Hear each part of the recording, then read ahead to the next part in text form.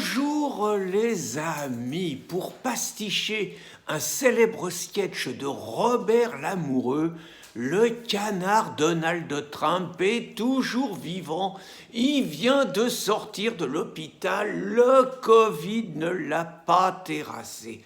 Et pourtant Donald Trump, ça fait 4 ans qu'on essaye là. On lui tire dessus 24 heures sur 24, matin, midi et soir. C'est incroyable, il passe au travers toutes les balles. D'abord, Donald, il n'aurait jamais dû gagner. En 2016, il y avait déjà les primaires des Républicains. Il avait au moins 10 adversaires et tout. Il les a éliminés les uns après les autres, tel le livre d'Agatha Christie, Les 10 petits nègres. Oh pardon, je crois savoir que ce titre est interdit. Donc il les a éliminés les uns après les autres. Au début, tout le monde se foutait de sa gueule avec ses cheveux un peu bizarres et tout. Et puis il a fini par gagner. Mais quand il a gagné, on a dit qu'il n'y avait pas de problème, que face à Hillary, il allait se faire laminer. D'ailleurs, tous les sondages le montraient et tout le monde disait que les Américains, ils pouvaient pas élire un clown pareil, surtout le programme. Attendez, on était conscient qu'il allait tuer l'économie américaine. Voilà, un mec qui voulait réintroduire du protectionnisme, donc contre le libre-échange mondialiste. Il voulait des vraies frontières, il voulait plus d'immigrés qui venaient des pays islamisés, il voulait construire un mur à la frontière du Mexique et tout, là, non, c'était pas possible, c'était complètement le contre-pied de la politique mondialiste pour le bien des peuples. Il pouvait pas gagner et jusqu'au bout, les sondages étaient favorables à Hillary. Donc, quand Hillary elle a appris qu'elle avait perdu, elle a pris son portable, elle l'a jeté dans la figure de son mari Bill.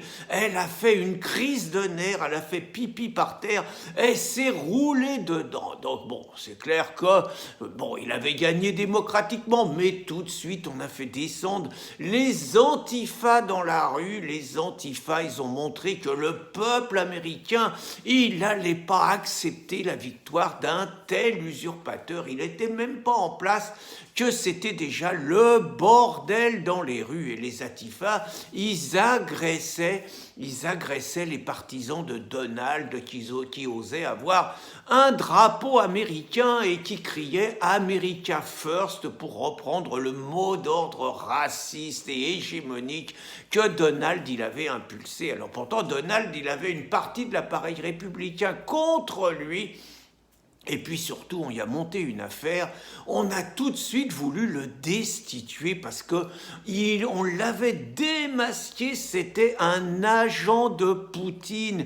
Il avait triché pendant la campagne, il avait profité du fait que les hackers de Vladimir, ils avaient piqué plein d'informations, c'était un agent russe. Et le procureur Mueller, il allait trouver les preuves. Pendant 3 ans, matin, midi et soir, on a pilonné, il n'allait pas durer longtemps. Et puis, au bout de 2 ans, il y a eu les élections à mi-mandat. D'habitude, il n'y a pas de problème, les mecs qui sont au pouvoir, ils se font laminer. Et là, Donald, tout le monde s'attendait à ce qu'il ait un désaveu terrible. Il a gagné la majorité au Sénat. Et chez les démocrates, chez l'autre chambre, il a fait un bon score. Et c'est le Sénat qui compte. Donc, catastrophe, Donald a été plébiscité par le peuple américain, alors qu'il continuait à parler comme un charretier et tout. Et pourtant, les médias, le matin, les médias, ils n'arrêtaient pas avec CNN et tout. Mais Donald, il avait ses réseaux sociaux, il a des millions de personnes sur les réseaux sociaux. Il contre-attaquait toujours, il rendait coup pour coup. Alors les réseaux sociaux, au bout d'un moment, même le président des États-Unis, le premier pays au monde, ils ont commencé à le censurer, à faire des signalements, à faire tout ça. Ah, faut quand même pas déconner, un mec qui veut faire un mur pour protéger sa sa frontière, un mec qui ramène du boulot aux États-Unis. Il avait un dossier extraordinaire au niveau économique, alors que tous les experts avaient dit que le pays allait s'effondrer. Donald, il avait un truc, jamais il y avait eu autant de boulot. Les Noirs, ils avaient jamais eu aussi peu de chômage et tout. C'était fabuleux. Alors là, on a été obligé de tirer encore plus fort. On a lancé le Covid et avec le Covid, on s'est dit, ça va foutre en l'air l'économie américaine. Alors surtout que les démocrates, parce qu'aux États-Unis, on ne gère pas une crise comme en France, hein, c'est le fédéralisme, les départements, ils gèrent les choses comme ils veulent et tout, et quand c'était les démocrates, les démocrates, ils confinaient comme des dingues. Et comme ils confinaient comme des dingues, c'est là qu'il y avait le plus de morts. Et donc on disait partout dans le monde que Donald, il avait rien compris, il avait sous-estimé le problème et qu'il avait sur les mains le sang de des centaines, des milliers d'Américains qui étaient morts, alors que les statistiques, il y avait moins de morts par habitant aux États-Unis qu'en France. Mais Donald, il était accusé. Alors bon, on s'est dit cette fois, bon, avec le Covid, on va l'avoir et tout. Bon, malgré tout, Donald, il préservait les intérêts de l'économie et donc c'était un petit peu difficile. Alors on lui a collé les Black Lives Matter. Alors là, on a utilisé la mort dans une ville démocrate, hein, la mort d'un noir tué par un policier dans des circonstances et tout. Là, ça a été le racisme. On a commencé à déboulonner les statues, à crier au racisme, à lui foutre le bordel et tout. Et là, on se disait que bon, il allait pas s'en remettre. Et puis, maladie du Covid.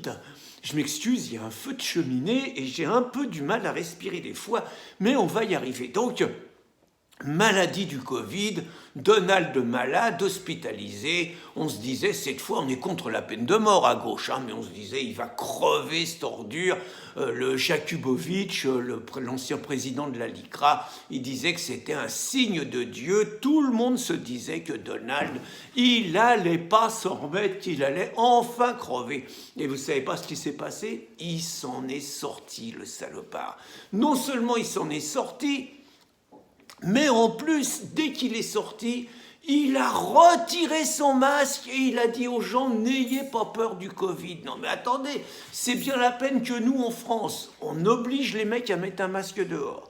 Hein, on oblige les mecs à mettre un masque quand ils vont dans un domaine fermé chez un commerçant.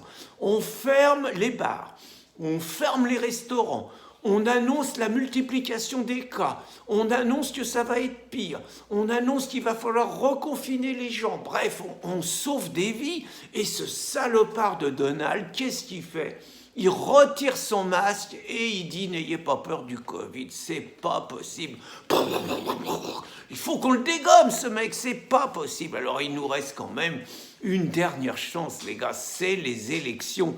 Parce que les élections, les démocrates, ils vont utiliser le Covid pour multiplier les votes électroniques. Et avec les votes électroniques, il y a une musulmane démocrate qui s'est fait un peu poirer, mais on peut, avec l'argent du Hamas, hein, c'est quand même ça, acheter plein d'électeurs et leur permettre de voter et tricher. Et d'ailleurs, Donald, il est tellement peu dupe qu'il a raconté que s'il s'avérait que la victoire des démocrates, la victoire de Biden, ait été obtenu avec de la triche, il refusera de partir. Et donc tout le monde a dit « Oh là là, le salopard, il veut pas quitter la Maison-Blanche, même s'il perd. » Donc il nous reste les élections, et je vais vous dire, des fois que Donald gagne les élections, on n'acceptera pas la défaite et on imposera une guerre civile avec les milices noires, les antifas, financés par les démocrates.